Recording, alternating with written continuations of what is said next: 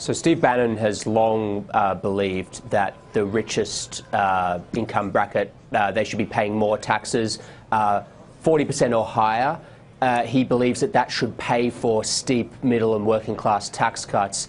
But this really fits into a larger philosophy that Steve Bannon has, which is that the future of the Republican Party is downscale, working class, middle class voters, people who would have voted for Democrats.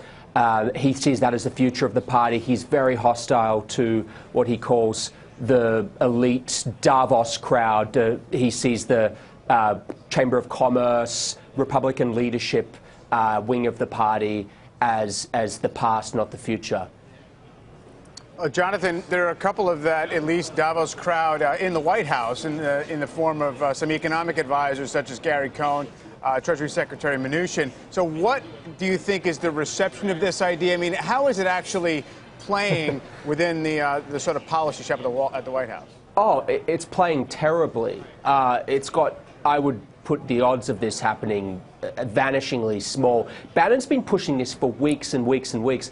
After I published the story last night, I got a text message from a senior administration official saying, "We killed this thing 2 months ago." And I said, well, it turns out you didn't, because he's still pushing it. He's still pushing it in meetings. Look, Gary Cohn and Steve Mnuchin are not going for this, but the president is actually naturally inclined towards this idea of raising taxes on the rich. He said this publicly.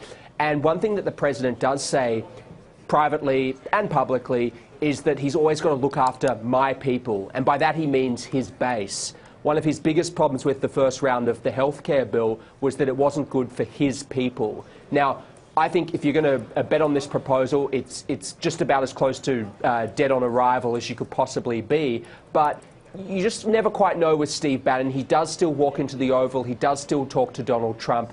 And you can never quite be certain in terms of predictions with this administration. Jonathan, is this a reflection of where the influence of Steve Bannon is relative to others in the administration? And we've mentioned Cohn, Mnuchin, I mean, Kushner also very much in that high income bracket. I mean, if they can sort of shove aside Steve Bannon this way on this kind of a policy issue, if that's the way it pans out, what does that say? I'm not sure it says a whole lot. Bannon sees his role in the White House very much as provocateur is not quite the right idea, because that trivializes it too much. But he often sees his role as pushing extreme maximalists, unpopular positions that quite often he knows he's going to lose those fights. He sees himself as the torch carrier for the nationalist populist movement that propelled Donald Trump into the White House. And so often in these meetings, he's staking out the most hardline position, knowing full well that it's going to be overwhelmed by people like Gary Cohn and Steve Mnuchin. But I will just point one thing out. I mean, last week, we reported this in Axios. There was a big meeting in the Roosevelt Room of the White House on Monday over steel tariffs. Very hot, contentious meeting. Now, Donald Trump's entire cabinet, with the exception of Wilbur Ross, the Commerce Secretary, thinks that it is not a good idea to have imposed tariffs on steel imports.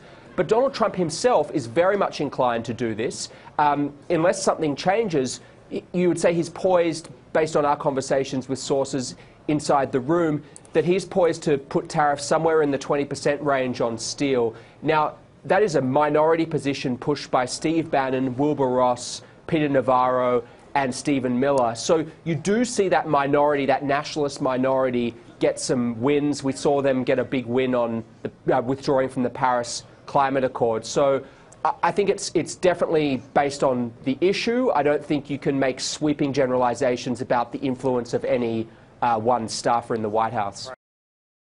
Hey there, thanks for checking out CNBC on YouTube. Be sure to subscribe to stay up to date on all of the day's biggest stories. You can also click on any of the videos around me to watch the latest from CNBC.